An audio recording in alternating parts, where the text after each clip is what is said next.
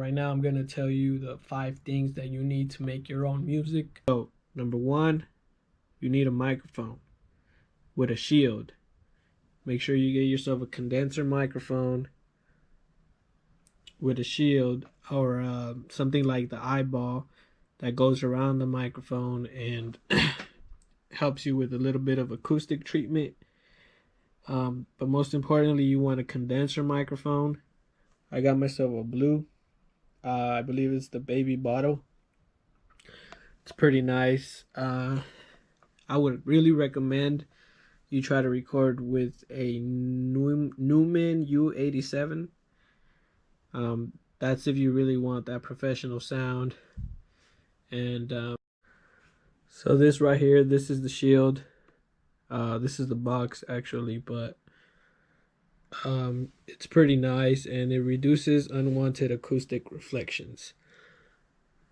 It's supposed to isolate the vocal from the reverb. Okay, so the second thing that you need is an audio interface.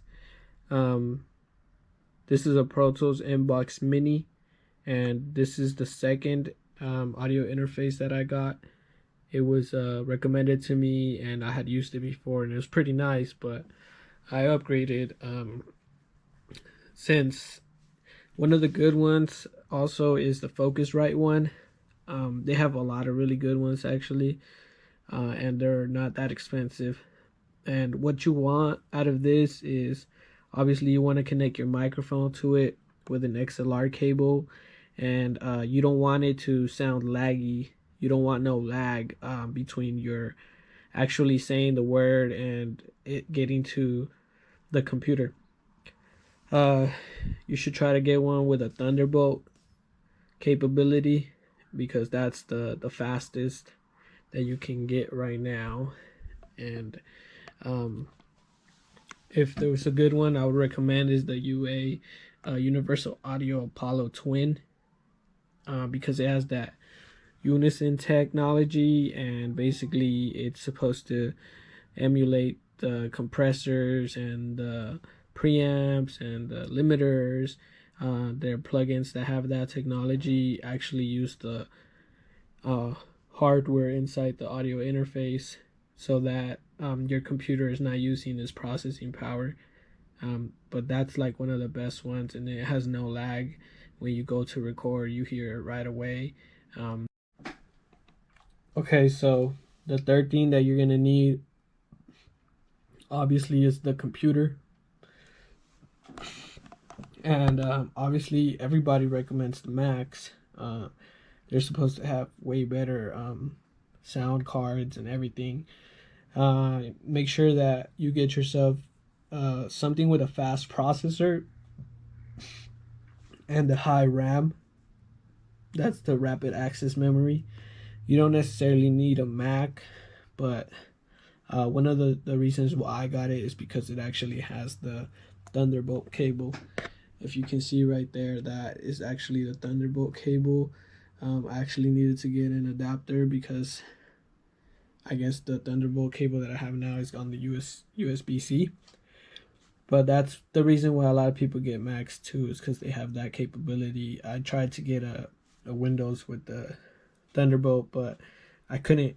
I'm pretty sure you can do it, but I just couldn't do it, and it was taking me too long.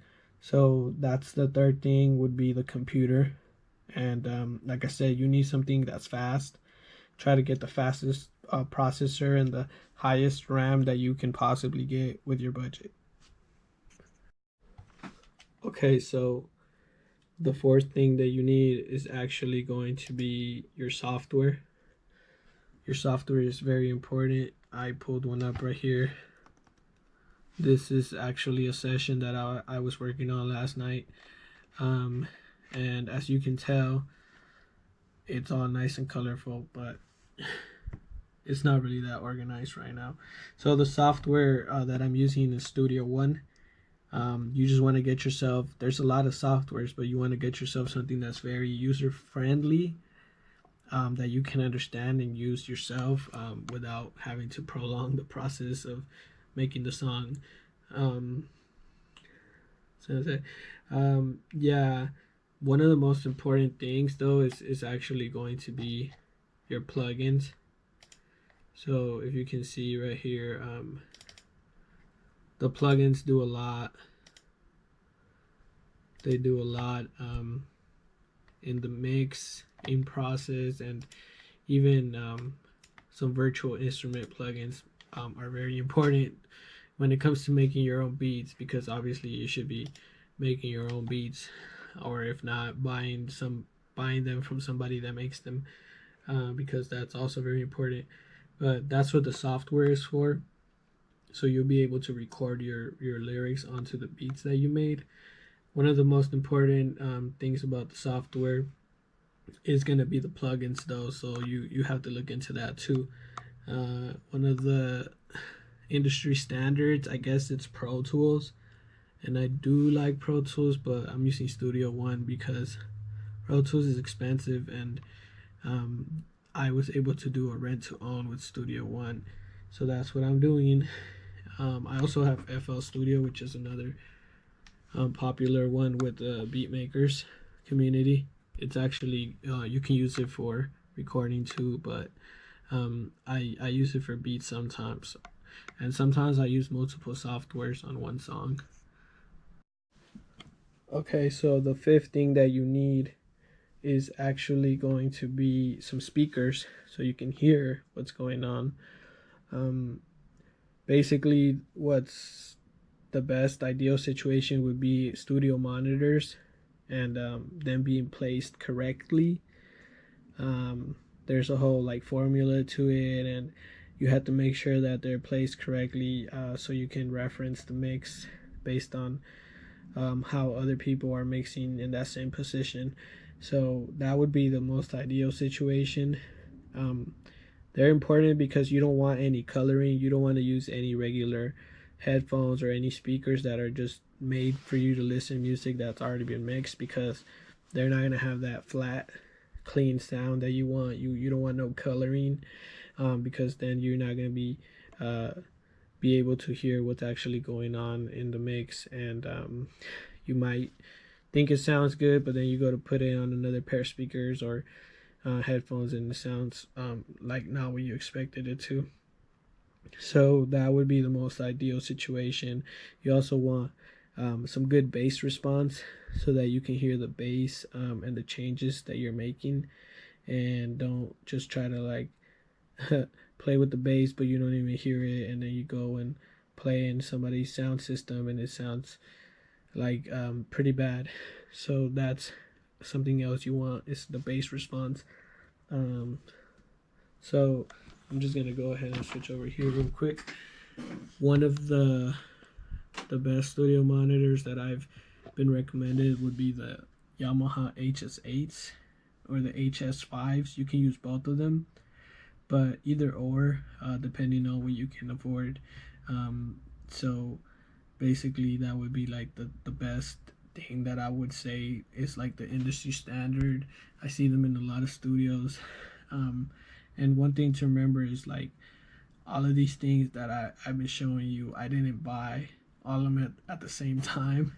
I kind of took like baby steps and just, would save up and then upgrade, or just save up and then buy something like every 1 year or every 2 years.